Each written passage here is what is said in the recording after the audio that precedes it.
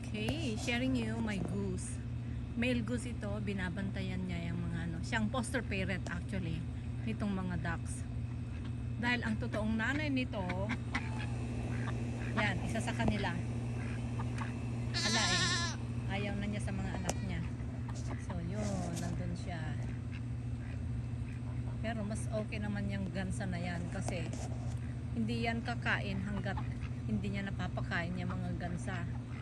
Tapos sa hapon ilalagay niya sila isa-isa doon sa ano nila, sa coop nila para safe sila. And then magdamag yan, binabantayan niya sila.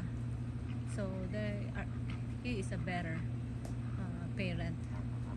Okay po, see? Tingnan niyo po oh. Duck yan. Mga duckies. Nasa blueberry sila.